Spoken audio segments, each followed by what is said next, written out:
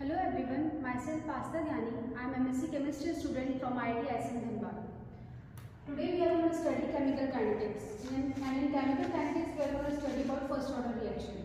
See, अब पहले हम देखते हैं कि पहला टर्म हमारे पास टॉपिक है फर्स्ट ऑर्डर रिएक्शन. तो हमें क्या देखना है, टॉपिक को स्प्लिट करना है. टॉपिक को जब हम स्प्लिट करेंगे तो फर्स्ट का मीनिंग सबको ही पता है पहला. अभी ये समझ आएगा कि फर्स्ट यहाँ पे इंट्रोड्यूस क्यों किया गया है. सेकेंड टर्म हमारे पास ऑर्डर. सारा का सारा खेल केमिकल काइनेटिक्स में जो होता है वो होता है ऑर्डर का. ऑर्डर होता क्या है, केमिकल काइनेटिक्स में हम पढ़ते हैं रेट ऑफ रिएक्शन. वो रेट किस तरीके से कंसंट्रेशन पे डिपेंड करती है, ठीक है, वो बताता है हमें ऑर्डर. यहाँ पे ऑर्डर है क्या, n इज इक्वल्स टू, जो यहाँ पे n है वो हमारा क्या है, ऑर्डर, ठीक है. अब यहाँ पे अगर हम बात करें फर्स्ट ऑर्डर जो हमें पढ़ना है तो rate is directly proportional to concentration. Let's suppose हमारा रिएक्टेंट है कोई A, उसकी पावर है 1, तो यहाँ पे n इज इक्वल्स टू 1 है बेसिकली. अब ये जो हमारे पास रिएक्शन कोई होगी उसका ऑर्डर क्या हो गया, 1. अब समझ आए ये 1 यहाँ पे क्यों लिखा गया है, that's why it is called first order reaction, ठीक है. अगर हम अपने आज की टाइमलाइन बनाएं कि हमें आज कौन कौन से टॉपिक्स इसमें पढ़ने हैं, तो first topic is integrated rate law और rate equation. You can say integrated rate equation, and the second topic is about half lifetime or T half, okay, and the third and the most important topic is the graphs. मतलब graphs ऐसे topic है जिसको तुम्हें as it is अगर graphs के बारे में पढ़ा हो तो वो as it is question JEE Mains या एडवांस में आता है, ठीक है. अब हम अपना पहला टॉपिक शुरू करते हैं, इंटीग्रेटेड रेट इक्वेशन और इंटीग्रेटेड रेट लॉ, ठीक है. तो उसको पढ़ने के लिए सबसे पहले हम मानते हैं लेट्स सपोज एक रिएक्शन है जिसमें रिएक्टेंट A है और वो प्रोडक्ट किसी प्रोडक्ट में कन्वर्ट हो रहा है, ठीक है. अब कोई भी रिएक्शन है अगर टाइम 0 है तो टाइम 0 पे तो जो रिएक्टेंट है वो ही रहेगा, प्रोडक्ट तो कुछ फॉर्म नहीं होगा, ठीक है. और लेट्स सपोज हमने मान लिया A की कंसंट्रेशन है हमारे पास A0, ओके. अगर मैं कोई टाइम मानूं T, किसी टाइम T पे अब हमारे पास जो रिएक्टेंट है A उसमें से ही कुछ चीज क्या हो रही होगी, डिसोशिएट हो रही होगी, प्रोडक्ट में कन्वर्ट हो रही होगी. तो हमने क्या करना है, जो उसकी इनिशियल कंसंट्रेशन थी उसमें से हमने कुछ क्वांटिटी माइनस करी और वही हमारी क्या हो गई, प्रोडक्ट में फॉर्म हो गई, ठीक है. So at time t is equals to 0 हमारी जो A की कंसंट्रेशन है वो हमने मान ली A0, and at time t हमने कंसंट्रेशन मान ली है A0 माइनस x. चलो यहाँ तक सब ठीक है. अब हमें पता है कि किसी भी कोई भी केमिकल रिएक्शन में तो उसकी रेट को हम कैसे लिखते हैं. पहला तरीका है rate is equals to K, और क्योंकि फर्स्ट ऑर्डर है तो कंसंट्रेशन ऑफ A पे डिपेंड करेगी होल टू द पावर 1. अब अगर मैं दूसरी टर्म में आऊँ तो रेट को एक और तरीके से लिखा जाता है, कैसे, हम लिखते हैं उसको differential rate law, differential rate law, ठीक है. अब डिफरेंशियल रेट लॉ सबने पढ़ा है कि the rate of change of concentration of reactant or the rate of disappearance of reactant is equals to the rate of appearance of product and which is equal to the overall rate of the reaction. तो अगर उसको मैं mathematical form में लिखूं तो उसको लिखा कैसे जाएगा, minus dA by dt is equals to dP by dt and which is equals to my rate of the reaction. अब एक चीज नोटिस करिए, यहाँ पे माइनस साइन क्यों है. माइनस साइन का सिग्निफिकेंस क्या है, माइनस साइन का सिग्निफिकेंस ये है क्योंकि कंसंट्रेशन ऑफ रिएक्टेंट क्या होगी, विद टाइम हमारी डिक्रीज होगी, इसलिए हमने यहाँ माइनस साइन लगाया है. अब देखो यहाँ पे से तुम्हें इक्वेशन 1 और 2 से कुछ नजर आ रहा है कि जो रेट है, रेट में हमने यहाँ पे भी कंसंट्रेशन का टर्म लिया है. अब और यहाँ पे भी क्या है, मुझे ए वाला ही टर्म लेना पड़ेगा. अब रीजन क्या है उसका, कि अगर मैं बोलूँ तो रेट क्या होगी, k A is equals to minus dA by dt, ठीक है. अब मैंने तुम्हें टॉपिक का नाम बताया था इंटीग्रेटेड रेट इक्वेशन, पहली चीज. अब अगर तुम्हें कोई चीज को इंटीग्रेशन या डिफरेंशिएशन की टर्म दिख रही हो, जैसे यहाँ पे d by dt है तो वो क्या है, डिफरेंशिएशन की टर्म है, यानी एक बहुत ही स्मॉल क्वांटिटी के बारे में तुम्हें बता रहा है.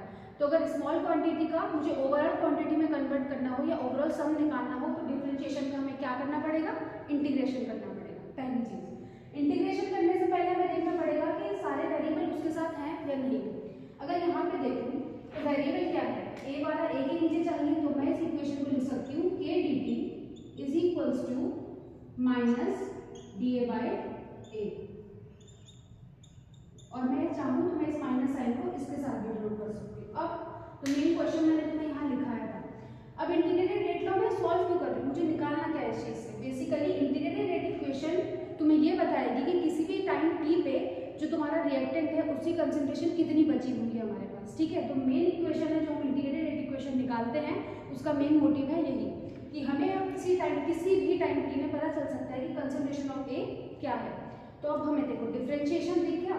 अब हमें क्या है, स्मॉल क्वांटिटी को ओवरऑल क्वांटिटी निकालनी है, तो हमें क्या करना पड़ेगा, इंटीग्रेशन। अब जब हम इंटीग्रेशन करेंगे दोनों साइड इंटीग्रेट तो कर देंगे, लेकिन लिमिट क्या होगी, हमें क्या निकालना है, किसी टाइम 0 से किसी टाइम t के बीच में एक ही कंसंट्रेशन में क्या अंतर आया। तो हम क्या निकालेंगे, टाइम जब 0 था और टाइम जब t था उस बीच में इंटीग्रेट करेंगे। अब देखो यहाँ पे हमारे पास क्या टर्म है, dA/A। अब अगर मैं एक ही कंसंट्रेशन के बारे में बात करूँ तो जब टाइम 0 था तो एक ही कंसंट्रेशन क्या है हमारे पास, A0, ठीक है। और जब टाइम हमारे पास t था तो एक ही कंसंट्रेशन हमने AT मानेंगे, तो टाइम t पे एक ही कंसंट्रेशन हो गई हमारे पास AT। अब इंटीग्रेशन बहुत सिंपल है, सबको आता है, माइनस के एज अ कांस्टेंट बाहर आ जाएगा, t होगा, t की लिमिट होगी 0 to t is equals to, अब हमें पता है 1/ADA का इंटीग्रेशन क्या होता है, log e बेस a, तो उसको मैं नेचुरल लॉग भी लिख सकती हूँ ln a। तो हमारा ये किसके बराबर होगा, A0 से AT के बराबर, ठीक है।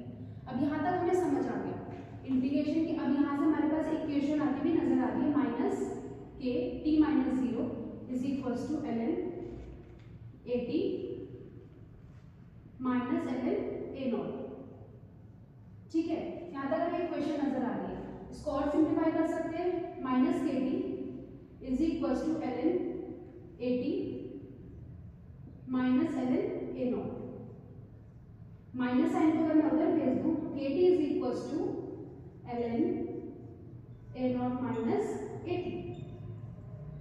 और एक और चीज हम सबको पता है, ठीक है, एक और चीज हमें पता है कि ln की प्रॉपर्टी होती है ln A minus ln B is equals to ln A/B।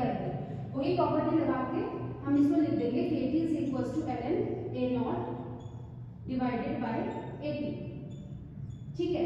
यहाँ तक हमें समझ आ गया कि हम इसको ऐसे लिख देंगे। अब देखो यार, जहाँ पे भी नेचुरल लॉग आता है हमें एक ही चीज ध्यान में आती है, e की पावर। तो इस इक्वेशन को लिखने का एक और तरीका है, सबसे पहले इक्वेशन को लिखने का है ये तरीका, ठीक है। इसी इक्वेशन को अगर मैं और तरीके से लिखना चाहूँ, हमें पता है यहाँ पे लॉग है जिसकी बेस क्या है e, तो वो पावर में चला जाएगा, तो मेरे पास क्या बचेगा, A0, ठीक है, divided by AT is equals to e raise to the power k2, ठीक है। और यहाँ से अगर इसको और सिंप्लीफाइड वे में लिखना चाहूँ तो मैं लिख दूंगी, जो हमारा AT आता है इसी इक्वल्स टू आता है A0 e raise to the power minus k2। ये हमारी दो स्टैंडर्ड फॉर्म है। देखो अभी तक हमने ये इक्वेशन के दो फॉर्म निकाल दिए। अब इसका सबसे मेन इंपॉर्टेंट फॉर्म होता है, हमें इस ln क्या है, लॉग का बेस क्या है e। अब अगर हम इसके लॉग 10 बेस में कन्वर्ट करना है तो हमेशा याद रखना, कभी भी लॉग e बेस को लॉग 10 बेस में कन्वर्ट करना होता है तो हम 2.303 से मल्टीप्लाई कर देते हैं, तो वो बन जाएगी हमारी इक्वेशन A0 बाय AT। इसी को अगर मैं स्टैंडर्ड फॉर्म में लिखूं तो k is equals to 2.303 divided by t log 10 base A0 by AT। ये हमारी क्या है, one of the standard form. अब मैंने ये तीन फॉर्म क्यों लिखाई है अभी तुम्हें धीरे धीरे पता चलेगा जब हम ग्राफ पढ़ेंगे, बहुत इंपॉर्टेंट है ग्राफ को प्लॉट करने के लिए ये तीनों की तीनों लाइन। अब अगर मैं यहाँ पे आऊँ, मैंने सेकंड टॉपिक क्या बोला था, टी हाफ के बारे में। अब हाफ लाइफ टाइम होता क्या है, हाफ लाइफ टाइम बेसिकली ये होता है जब हमारी जो इनिशियल कंसंट्रेशन है किसी भी रिएक्टेंट की वो जस्ट हाफ हो जाए।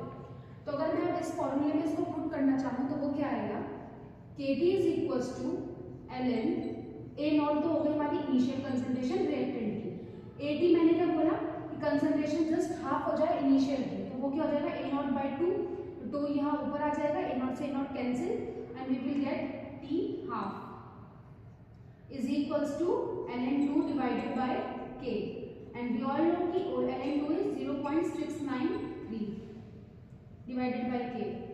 तो ये हमारी सबसे important topic t half is equals to 0.693 divided by k। इससे हमें क्या पता चलता है, सबसे इंपॉर्टेंट से ये पता चलता है कि T half is independent of the initial concentration of the reactant. ठीक है, अब हमारा हम लास्ट टॉपिक पे आते हैं आज के, वो है हमारा ग्राफ्स। तो ग्राफ्स में क्या है, सबसे पहले सबसे सिंपल वाला ग्राफ पढ़ते हैं, rate versus concentration of reactant. हमें पता है फर्स्ट ऑर्डर के लिए जो रेट होती है इज इक्वल टू के, और कोई भी रिएक्टेंट है मान लो ए की पावर ए, तो यहाँ से rate is directly proportional to हमारा किसके बराबर, डायरेक्टली प्रोपोर्शनल टू ए, यानी हमारा आ जाएगा ये। और ढंग से देखा जाए तो this is Y, this is M and this is X, but यहाँ पे इंटरसेप्ट कुछ नहीं है, तो इस पूरे ग्राफ का स्लोप क्या हो जाएगा, के। ठीक है, अब अगर मैं T half versus concentration of reactant पे आऊँ, मैंने अभी भी बोला था कि T half is independent of the initial concentration of the reactant, तो हमारे पास क्या आ जाएगा, जस्ट एक कांस्टेंट ग्राफ। जितना भी मैं एक ही कंसंट्रेशन बढ़ाऊँ उससे टी हाफ पे कोई फर्क नहीं पड़ेगा।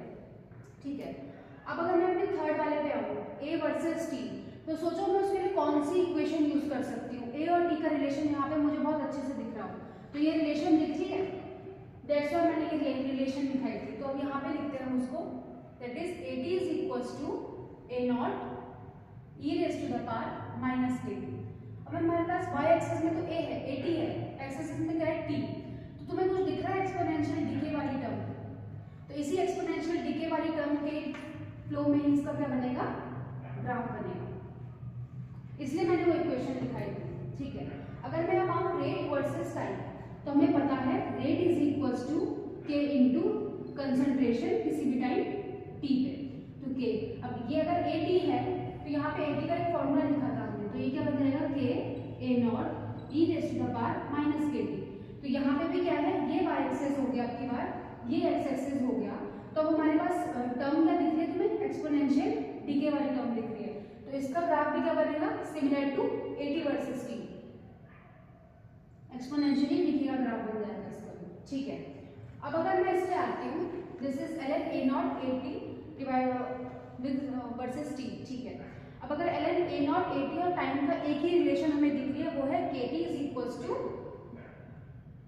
L N A not by A T. ठीक है, अब ये हमारे पास इस बार हमारे पास वाई एक्सिस क्या है, L N A not by A T, और एक्स एक्सिस में क्या है, टाइम टी।